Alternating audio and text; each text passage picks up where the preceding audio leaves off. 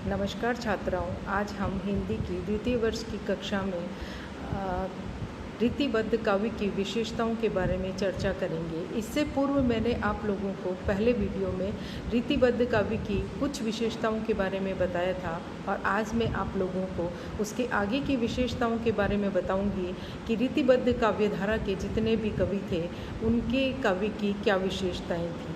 हम अलंकार विवेचन की तक पढ़ चुके थे और उसके बारे में विचार कर चुके थे। आज मैं फिर आप लोगों को अलंकार विवेचन से ही अपने इस कक्षा को हम प्रारंभ करेंगे।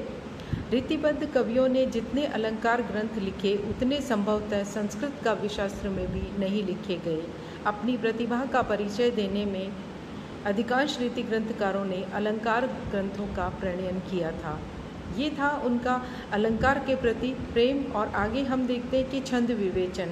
पाठकों को कविता में प्रयुक्त होने वाले छंदों की जानकारी कराने के उद्देश्य से रीतिबद्ध कवियों ने छंद विवेचन करने हेतु ही रीति ग्रंथों की रचना की थी। अगली विशेषता है रीतिबद्ध कवियों की शास्त्रीय परंपरा। रीतिबद्ध कवियों ने शास्त्रीय पद्धति पर रीति निरूपण करते हुए लक्षण ग्रंथों की रचना की। रीतिबद्ध काव्य शास्त्रीय सीमाओं में बंधा हुआ काव्य है, अतः उसमें भाव, रस, नायिका भेद, अलंकार आदि का निरूपण काव्य शास्त्रीय परंपरा के अनुरूप किया गया है।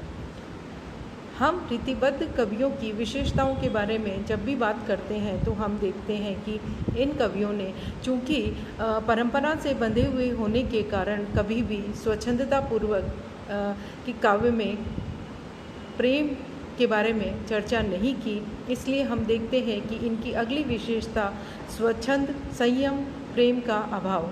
रीतिबद्ध कवियों का प्रेम चित्रण साहित्य शास्त्र द्वारा चर्चित रूढ़ियों, परंपराओं और कवि समयों के अनुसार होता रहा है। उसमें उन्मुक्त रूप से हृदय का स्पंदन नहीं आ सका है। जहाँ हम देखते हैं कि हम किसी भी विशेषता को या किसी भी बात को जब रूढ़ी या परंपरा में बंधे हुए व्यक्त करना चाहते हैं तो उसमें वह स्वच्छंदता या हृदय के भावों का वह भाव व्यक्त नहीं हो पाता है जो हम देखते हैं कि बिना किसी परंपरा में बंधे हुए जब किया जाता है। इसलिए हम कह सकते हैं कि उनके काव्य में उन्मुक्त रूप से हृदय का स्पंदन नहीं आ पाया।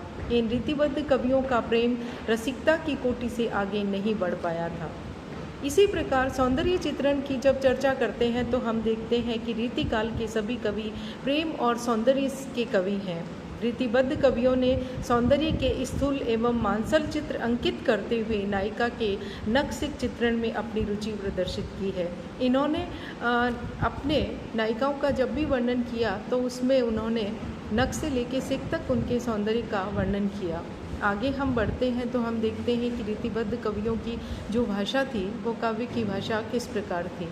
भाषा के परिष्कृत और प्रांजल रूप पर रीतिबद्ध कवियों की दृष्टि नहीं थी।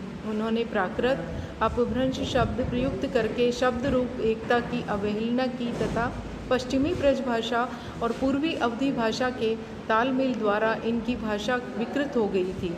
रीतिबद्ध कवियों की ये निम्नांकित विशेषताएं हैं जो हमें इनके काव्यों में दिखाई देती है।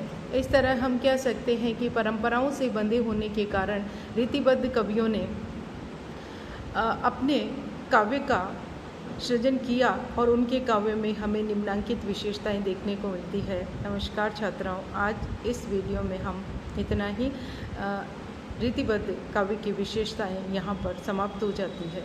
नमस्कार।